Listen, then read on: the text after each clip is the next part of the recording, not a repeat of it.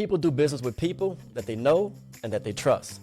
That was one of the first lessons I learned in business. You can't just be transactional. You got to cultivate, develop, and build relationships that will last you over a sustained period to help you achieve your business goals. Welcome to our sponsor mini-series. This mini-series is designed to give you a deeper insight into 4 categories: workforce development, technology, risk management and insurance, and third-party administration. You're going to get an insight into the people and the products that's bringing the value to your business. Now, if you're like me, one thing I hate is to be sold something. It just doesn't feel right. Just give me the real answers. I'm going to ask the tough questions. Show me what you can do and what you can't do, and I'll make my own informed decision. And sometimes we'll find out if the solution doesn't work for you, but we're going to go deep. And if you find this interesting or you want to learn more, check out our sponsors in deeper detail. Go to their websites. But when you call them, make sure you use that L12 discount code because, they're giving you free money. You might as well use it. So sit back, relax, and enjoy the mini-series. I'm Jason Burns, your host on Last2First, and I'm excited for you to learn, uncover, and discover what can work best on your Last2First journey. Hi, I'm Arthur Axelrad, CEO and co-founder of Dispatch Science, and you've just watched the Last2First podcast with Jason Burns. Keep watching. Arthur, welcome back for episode 3. Thank you, Jason. All right, let's dig in. So we talk about this as a tool. Right? When I think about a tool, it's something to help me, figure something out, solve a problem, tighten things up, make it secure so it don't happen, break again. RFPs, right? It's a big thing in our space. We get these big RFPs, these big bids, spreadsheets of stops, and we got to ultimately figure out how to price it. And the folks that, do routing, distribution in our space, they're often trying to find synergy amongst the existing network to put new business on. And so that was a very manual thing for me. We had to have a third-party platform, try to get my routes out into this platform, put the new bid on top. Very convoluted, very cumbersome, hard to do. But you have a solution that helps people on the front end to help to see what that could look like from the software, from TMS. Talk about that for me. Jason, we've seen customers come to us and say, hey, I just got this RFP. I've been given this massive Excel file or a CSV file with all this stop data, and I have to figure out how to price it. Within Dispatch Science, the platform makes it easy to import all that data, put it into our planning module, and then the system will automatically figure out based on your parameters. If you say, hey, how many routes of 8 hours or less or 10 hours of less does it take to do this work? The system spits that out. So I can use the system while I'm planning. It can let me take my existing routes, yes, and populate the new information, the new RFP routes, and plan it. If I win the bid, just hit the button and convert it in. If I lose the bid, just delete it out. So, there's a few more steps. There's a few more steps than that, but fundamentally, that's the gist of it. Yes. Yeah, but I don't need to go outside the platform to do this. It's all inside the platform. So you can import that data. You look at the results. You could use it to figure out now that data requires 20 routes of 8 hours, this number of traveled time and distance, and then you can cancel all those orders, cancel all that information, and just get back to your day. Yeah, a lot simpler than me going to MapPoint and MapQuest and every other solution out there, try to figure it out. All right, so the second part of it, the tool that I want to dig into is the shippers, right? So we talked about integrations, APIs, and how that works. But when you talk to your customers, I'm sure they're coming to you saying, hey, look, I'm trying to solve this because my shipper needs it this way. And many times that could be winning business or certainly retaining a customer, right? Maybe it's a damaged relationship. Maybe I'm trying to expand, do something different. What does the system do from that standpoint in terms of really bringing those customers, making them more sticky to the platform? We found that the most compelling thing that shippers like about carriers who use Dispatch Science is the transparency that they get. The fact that the shipper gets the ETAs, the PODs in real time. They can get different statuses. They can get information as it relates to receiving, overs, shorts, damages, various other types of exceptions. All of that flows very freely because of our API right into the shipper's systems. So as far as shippers are concerned, they're getting the transparency that they can share with everybody on their team. Yeah, yeah. Have you had any clients that have just one business, retained business based off of the platform, based off of the TMS? Well, we've had a number of customers come and tell us that their shipper has mandated that they have to use Dispatch Science. So that was good. We have one customer who got acquired by their shipper because they like the tech so much. Man. Well, I'm sure they had also like the business and the service. Yeah. But that was a part of it. Yeah. That's about as sticky as it comes. And we're often trying to figure out ways to keep customers sticky. And, again, leveraging the technology platform as that tool to do that is really critical in today's world. So what are some of the other benefits that the TMS can be as a tool to help clients either win business or retain existing clients? Well, one of the things is that it allows mature companies now to move as quickly as the latest hot shot that hits the market. So you saw it in your business, Jason, how there was competition from companies coming out with new tech, moving fast. Well, Dispatch Science arms carriers with the same new tech. Yeah, so I'm no longer disadvantaged based off of how big I am, or maybe I'm bigger, I got to move a little slower, or the requirements are so much more difficult because of my side. I got so much more to carry. Exactly. I can use that same speed to my advantage. Exactly. It makes you fast. It makes you nimble. Like I said, it's a cloud first solution. So there's no delay. There's no hesitation. You can be up and running right away. Have you lost customers? And if so, why have you lost customers? And just be transparent with the audience so we understand, like, look, we're not all perfect, but what are some of the things that you can say to us that, hey, we've maybe improved upon this, or this is something we've looked at, and maybe it's not a core focus of ours too? Well, it hurts. Yes, we've lost some business. A lot of it was lessons along the way. Yeah. It was, for the most part, functionality that we were missing at the time. So if I look back at our journey, from when we started out to where we are today, I mean, we've never stopped developing. We've always maintained a high velocity of new feature development. Earlier on in that journey, there were some folks that couldn't wait for us to get some of the stuff developed. Sure. So there were some things that were missing in the earlier days that I know today, if we had those companies, we would be able to service, whereas unfortunately we couldn't at the time. Yeah. No, I appreciate the transparency in that, because that's, I think, we talk about this is called Last2First, talk about the journey, right? We're not going to be there on day one. And that's what you want to see. You want to see someone that's going to evolve, study the industry, but really have the infrastructure, the architecture there to help you to navigate these things as it changes. So I want to kind of get to, maybe we're closing this out, but still dealing with the subject of, this is a tool to help me win business, retain business, to make me look different when I'm out there competing in the marketplace. The future. This last mile industry is changing. It's going so fast. What are the requirements today? In the delivery business, efficiency is everything. And that's where Dispatch Science gives you the edge. Their modern, cloud-based, AI-powered transportation management system optimizes routes, tracks orders in real time, and automates processes to save you time and money. If you're serious about scaling your business and staying ahead of your competition, then Dispatch Science is your next move. So visit dispatchscience.com today and give them the L2F discount code, where you'll get 20% off your first month's invoice. Now back to Last2First. Won't be the requirements of tomorrow. What are you doing to help prepare not just your team, but your clients for those changes that are coming down the road? So in the very near future, you won't need things like reports anymore, right? A report is just an interface to get information so that you can find the answer to your question. But with AI, you could just ask the question. You don't need the report. You could just say, oh, who hasn't bought for me in the last year? Who's my number one client? Who's my worst driver? Who's my best driver? What are my top 3 this, top 5 that? You don't Same need, way I would like ask Siri. yeah, the same way, exactly, yeah.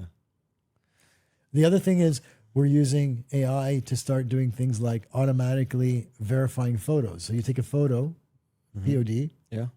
and the AI will look at it and say, oh yeah, it's damaged, and it'll automatically tag it as damaged. Or you're taking a picture of a BOL, and the AI is going to take information from it and put it in the right fields. Right. Or it's not going to let the driver mark the order as delivered because it wasn't captured with the right level of detail. So the AI is going to do those types of things. So it's going to continue to solve the problem of the manual approach, manual steps, manual processes, and allow operators to streamline it almost out the business to operate more efficiently, again, with the goal of hopefully finding some more margin. Right. So what's really the next kind of big thing that's coming out is AI agents. Okay. That's what they're called, AI agents. So it's like pieces of software that sit on top of your software and that can talk to your software and give you answers and further automate processes in your software. But the trick is you have to have software that's compatible. You have to have software that's still new enough. So if you're running some kind of no longer fit for purpose 20, 30-year-old TMS, you're not going to be able to take advantage of that technology. Got it. Does it ever get to a point where it's predictive in nature? So where you can start to anticipate next day's volumes, next day's capacity, next hour's capacity. How smart can this thing get to where, those route planners you talked about, that's all automated? Absolutely. What you're describing there are the predictive analytics. So that's where the system can use information from the past to predict the present. So it can take that information and say, oh, you know what? You better get 2 more drivers for tomorrow. Yeah. Because that's historically a heavy day for you. How valuable of a tool is that for a client that's, I think about my little business, we had 100 drivers or so. It's got 5,000 drivers, right? How much savings, and not even savings, how much more accurate you can possibly be. Because if you plan a route bad from stop 1, it's going to flow down to stop 100. Well, from the perspective of planning future demand, we're working on it. We've got a data scientist tasked with that exact thing. And so we're right now trying to build the models that will make that possible. So we're not there yet. So Sure. I can't answer that question in terms of the benefit of that prediction. But we're already optimizing routes. So we can take today's workload, no problem, optimize that and give you a route that's well optimized and that leverages historical information to optimize that route. We're doing that already. Awesome. And I think I want to just close out with, you give us a good insight on the future, kind of where the puck is going and how you guys are setting yourself up for success, really setting your clients up for success there. So you give us some insights on, the future, the things that's changing, how dispatch science and the TMS is going to help clients solve those problems. What's on the roadmap right now for the next 3-5 years and kind of where the team is focused at when spending a lot of time? We just launched our integration platform as a service. So that's DataBridge. Okay. So that's just been freshly launched and we're going to be continuously rolling that out and improving it. And then we also have in the wings coming out shortly is a new enterprise reporting and analytics tool. We're very excited about that. So when I went from QCS to drop off, much bigger company, one of the things that fascinated me was they had data galore, data every which way. And I was wondering how they were managing this data. They had all type of KPIs and inputs, but they were taking the data to a third party system, like a data lake, and then, configuring it and then bringing it back in, sometimes not coming back in, just reporting it that way. So this can help to replace the need to do that? Yes. So some companies will operate third-party data warehouses or data lakes or large repositories to pull data from multiple sources in order to run BI or different dashboards and KPIs. We know that our customers are already pulling data from dispatch science into those data warehouses, and they're going through some effort to transform and put that data in the formats that they need. Yeah. So to facilitate that for them, we're developing an entirely new data analytics and enterprise reporting platform that will both allow customers to easily create their own reports, but also take the dispatch science data and put it into or use it as a data warehouse. Yeah. Now, for you guys that's not in the Geek Squad, what that really means is that you can actually get data metrics down by the hour, by the driver, by the location. So you can obviously manage your business to operate it really, really, really tight, but also report that back to your customers so that you can show them how on top of their business you are. So that's what he's talking about here. Yes, sir. I think so, right? That's it. You got it. You got it. All right. So this has been fun. We wrapped up the third part of our mini series here. It's been good because as I said in the opening, I think one of the things when people think about technology, it's like a big thing you think about, right? You think about, okay, what do I need? How do I get it? How much does it cost? And how do I implement it? Will it really work? Once I spend all this time and money, going through all these processes, made 3-6 months to implement it.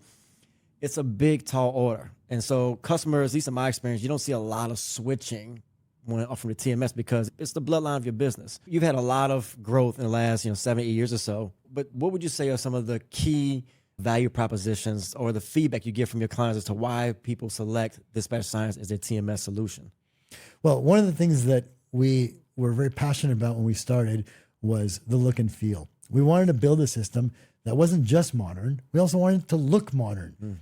So today, everybody is used to having a smartphone in their pocket and is able to do things intuitively on a 3.5 by 5-6 inch screen. Yeah. So we said, well, why can't we build a TMS that has a good user experience? So we've worked hard at it. We're proud of it. We've had great feedback from people about our user experience. So that's, I think, one of the nice things about Dispatch So Science. it looks the part, it feels the part. It's not. It's clean, it's modern, it's easy to use, it's not cluttered. Yeah.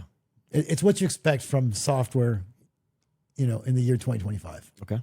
The other thing that we're pretty proud of is that we approached our platform with the idea that not everybody in the world speaks English. So we built our platform to be multilingual. We currently support English, Spanish, and French. Oh. We have a number of customers that have told us that they have a lot of Spanish-speaking drivers. Sure. And the fact that the app is in Spanish means that they get much better compliance out of their drivers. And it's a recruitment tool probably too, because we all struggle to find drivers. If you can, not just recruit them in language, give them the actual information in the language. I mean, how beneficial is that? Exactly. So the entire platform, all 3 languages, English, Spanish, and French. The other thing that our customers have told us is that after having implemented Dispatch Science, they're now sitting with actionable, accessible data that they can use strategically and tactically and operationally for their business. They can present that to their shippers. They have better stats, better real-time information. It makes them bigger, better, faster. I love it. So that was it. So that's the conclusion of our third part of the mini-series on technology. We hope that you learned a lot. You should have learned a lot. There's a lot of good insights here.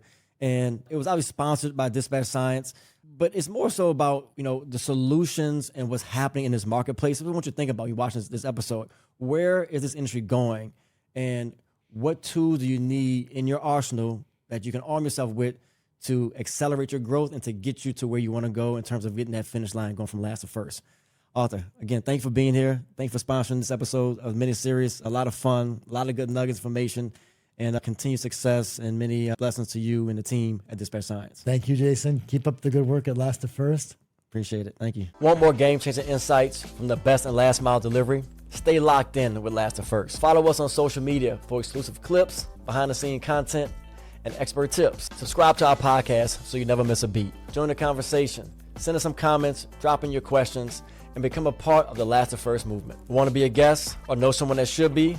Hit us up and let's get them on the show. If you're interested in sponsorship opportunities, reach out to us. We'd love to work with you. Find us on social media with @Last2First Podcast. Send email to info@last2firstpodcast.com or go check out our website and let us know how we can support, help, and bring you better content going forward. Now back to Last2First.